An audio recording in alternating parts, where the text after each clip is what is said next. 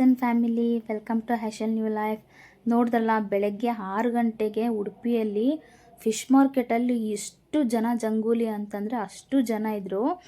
So ಇಲ್ಲಂತೂ ಎಷ್ಟು variety ಮೀನುಗಳಂದರೆ ಅಷ್ಟು ದೊಡ್ಡ ದೊಡ್ಡ ಮೀನುಗಳು, ಅಷ್ಟು ವೆರೈಟಿ ಮೀನುಗಳು. ನಾನಂತೂ ಇಷ್ಟು ವೆರೈಟಿ ಮೀನುಗಳನ್ನ ನೋಡೇ ಇರಲಿಲ್ಲ.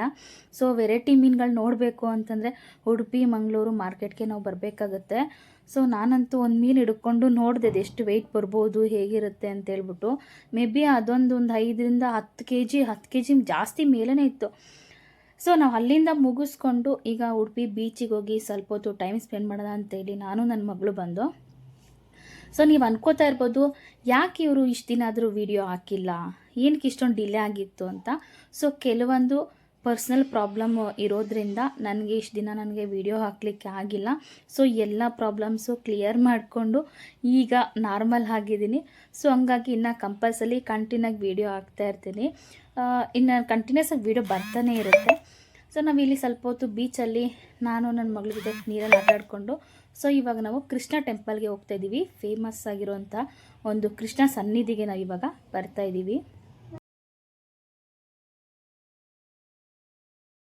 ನಾವು ಕೃಷ್ಣ ಸನ್ನಿಧಿಗೆ ಬಂದಿದ್ದೀವಿ. ಸೊ ನಾವು ಪಾರ್ಕಿಂಗ್ ಮಾಡಬೇಕಾದ್ರೆ ನೋಡಿದೆ ತುಂಬ ಗಾಡಿಗಳಿತ್ತು, ನಮಗೆ ಪಾರ್ಕಿಂಗೇ ಸಿಗಲಿಲ್ಲ.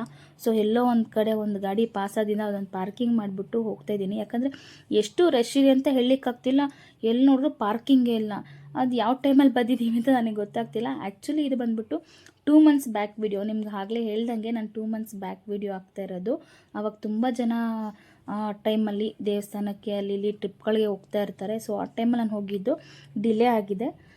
ಇದು ಹೊಸ ವಿಡಿಯೋ ಅಲ್ಲ, ಹಳೆ ವಿಡಿಯೋ. ಸೊ ನಾನು ಇವಾಗ ಕೃಷ್ಣನ ಸನ್ನಿಧಿಗೆ ಬಂದೀನಿ. ಮತ್ತು ಇಲ್ಲಿ ಲಡ್ಡು ಉತ್ಸವ ಅಂತ ನಡೀತಾ ಇದೆ. ಲಡ್ಡು ಉತ್ಸವದಲ್ಲಿ ಈಗ ಸಂಗೀತ ಕಾರ್ಯಕ್ರಮ ನಡೀತಾ ಇದೆ, ಒಳಗಡೆ ಒಂದು ಪ್ರೋಗ್ರಾಮ್ ಕೂಡ ನಡೀತಾ ಇದೆ ದೇವಸ್ಥಾನ ಸನ್ನಿಧಿಯಲ್ಲಿ. ನಾವು ಬಂದಿರೋಂಥದ್ದು ಒಂದು ಪವಿತ್ರವಾದಂತಹ ಸ್ಥಳಕ್ಕೆ, ನಾವು ಕೃಷ್ಣನ ಟೆಂಪಲ್ಗೆ ಬಂದಿದ್ದೀವಿ. ಸೊ ಈ ಸ್ಥಳದ ಬಗ್ಗೆ ಒಂದು ಏನಪ್ಪ ಹೇಳ್ಬೇಕಂತಂದರೆ, 13ನೇ ಶತಮಾನದಲ್ಲಿ ಶ್ರೀ ಮಧ್ವಾಚಾರ್ಯರು ಈ ದೇವಸ್ಥಾನವನ್ನು ಪ್ರತಿಷ್ಠಾಪನೆ ಮಾಡ್ತಾರೆ.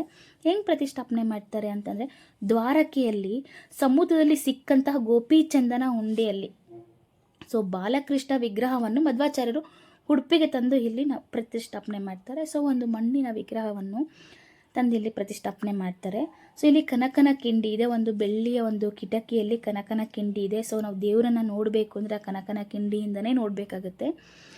ಹಾಗೆ ಅಲ್ಲಿ ಅನ್ನಪ್ರಾಶನ ಪ್ರತಿದಿನ ನಡೀತಾನೆ ಇರುತ್ತೆ. ತುಂಬ ಜನ ಬಂದು ಇಲ್ಲಿ ಅನ್ನಪ್ರಸಾದ ಸ್ವೀಕರಿಸ್ತಾರೆ.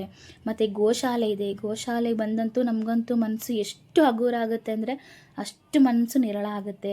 ಅಲ್ಲಿನ ಹಸುಗಳನ್ನ ಮುಟ್ಟಿ ನಮಸ್ಕಾರ ಮಾಡಿಕೊಂಡು, ಅಷ್ಟು ಪವಿತ್ರವಾದದ್ದು, ಕೃಷ್ಣನಿಗೆ ತುಂಬ ಇಷ್ಟವಾದದ್ದು ಅಂತಂದರೆ ನಿಮಗೆ ಗೊತ್ತಿದೆ.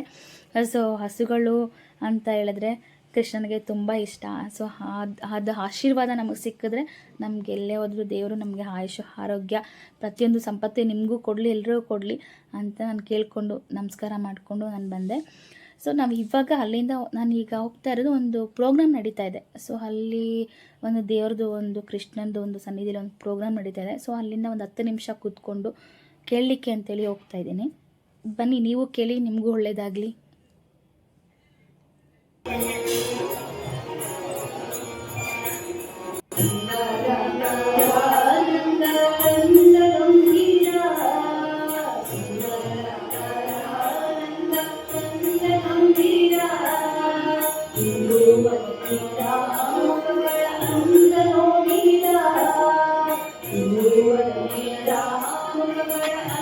ನೋಡಿದ್ರಲ್ಲ ಕೃಷ್ಣ ದೇವಸ್ಥಾನನ.